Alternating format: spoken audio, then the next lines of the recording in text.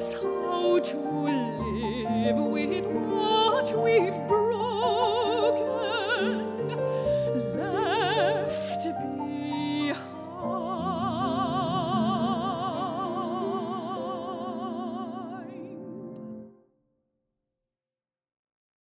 Northern Mockingbird. As much as I like to hear your effortless ventriloquy, all matter of virtuosity, 1 minute you're a skylark or wren or jay, the next you're riffing on cell phones in the park. I'm most impressed by your mockingbird diplomacy. Master of mimicry, mimus polyglottus, amorous yet monogamous, you white wing patch flasher, you're nature's most dazzling copyist. More than any other bird, you've had political opportunity to digress with presidents. White House pet to Jefferson, Hayes, Cleveland, and Coolidge. And what did you overhear back in the days? Louisiana Purchase, Reconstruction, railroad strikes, frugality? O master of mimicry, mimus polyglottus, amorous yet monogamous, your finely tuned repertoire makes you nature's most lyrical copyist. Did they keep you in a cage or let you fly free down the carpeted hallways of history? How did you ever make songs from all that you heard there? What is the melody of politics, the ways of a nation, complex and fair? Maybe you were just a pet, songster, beloved for your melodious ways. Master of mimicry, mimus polyglottus, amorous yet monogamous, you are a chorus, and your many melodies abide, O copyist most glorious.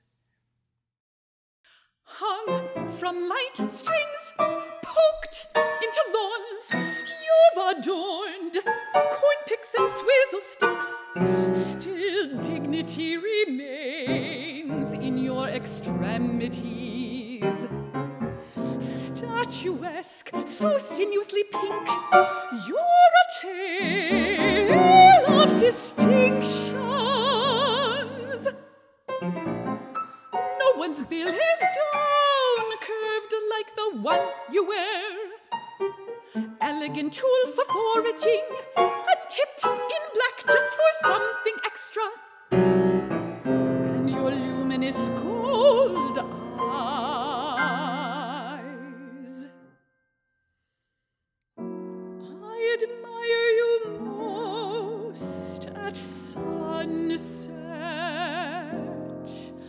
when with all of your legions you rise like one sky-white beast aflame.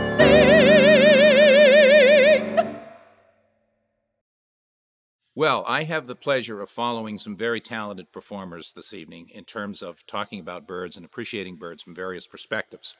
Specifically, I'm going to address the mystery of migration. Using the header Travelers in the Sky, it gives us a sense that obviously large numbers of birds are moving constantly overhead at various seasons of the year. If we look at a map like this, we see the Western Hemisphere, and the sense is that birds are coming and going from Arctic Canada all the way to Tierra del Fuego in southern South America on a seasonal basis. There are lots of bird types and species that migrate annually. Some of them are very abundant and travel in large flocks, like these snow geese or the sandhill cranes in the foreground. Raptors, like these broad-winged hawks, take advantage of rising warm air thermals in the sky to soar upwards and then trail off toward their wintering grounds in South America. Shorebirds that we associate with summer beaches and mudflats, many of these species specifically travel all the way from the Arctic to the lower reaches of South America. And then warblers, the most colorful of all, the very birds that many people come to see and appreciate during spring migration. There are birders that you never see at any other time of the year other than May, because this is when warblers like the black-throated green, the chestnut-sided, the black-throated blue, or the Nashville warbler shown here are apt to appear in their full breeding finery. So why do birds migrate? This is an inevitable question, and there are different ways to think about the answers. From a long-term perspective, ancestrally, birds gradually evolved the need to minimize competition in the face of changing climate. So as glaciers and interglacial periods came and went through the millennia, birds gradually evolved strategies to avoid these drastic changes in climate. They retreated from seasonal temperature changes, much as we see today, recapitulated on an annual basis with winter and summer and spring and fall as birds come and go, specifically for the purposes of exploiting food, presence or absence, oftentimes at different polarities within the hemisphere. Barn owl. Is it your silent stealth by night? How delicate serrations on your feathers muffle your flight? Is it where you nest, barn, cave, belfry, mine, as long as it's secluded, far from trespassing guests?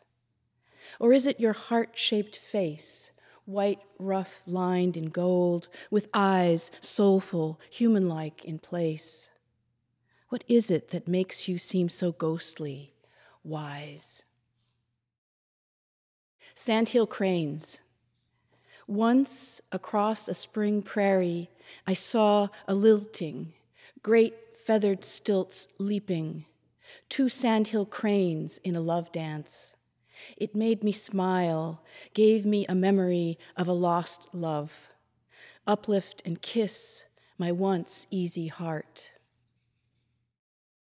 People often ask us, how did On the Wing begin? How did this wonderful cast of characters come together? And writing a song cycle and doing a project about birds has always been a dream of mine. I love birds and nature and have always received a lot of inspiration as an artist and as a person. And I was in search of a poet, and I went to a concert that Krista was singing, and Mary Pinard did the poetry, and she read, and I spoke with Mary afterwards, and it was just, I knew she was right. And hearing Krista's voice was really incredible, and I knew that she was going to be the singer. George Lopez and I have been friends for many years. He's a fantastic artist, and he's played a number of my pieces. And then we approached Wayne Petersen at Mass Audubon, and we were a go. So it's really been a wonderful journey. We've learned and very inspired from each other, have become great friends, and it's all in the spirit of bringing people's awareness to birds and nature and the natural world, and how the arts can really be a force for, life in general.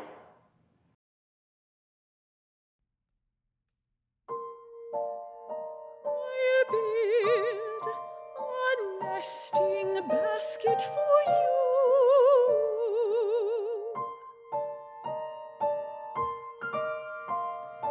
lined with crocus roots and fledgling down, and rimmed with jewels of dew.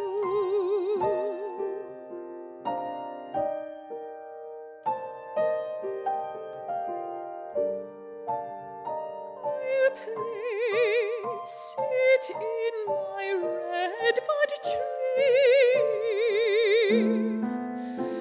Its orchid blossoms and heart-shaped leaves, the perfect place for you to be.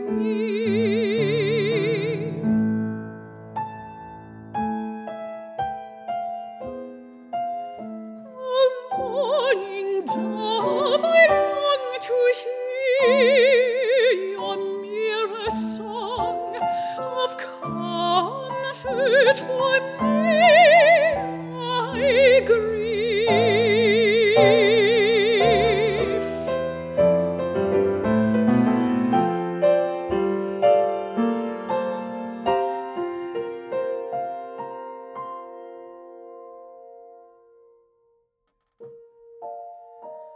And even if you cannot stay long, even if you have to flee,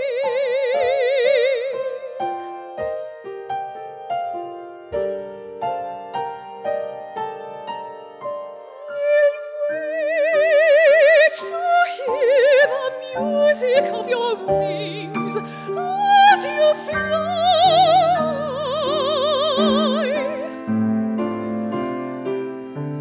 A love is hard to heal me. Make me new express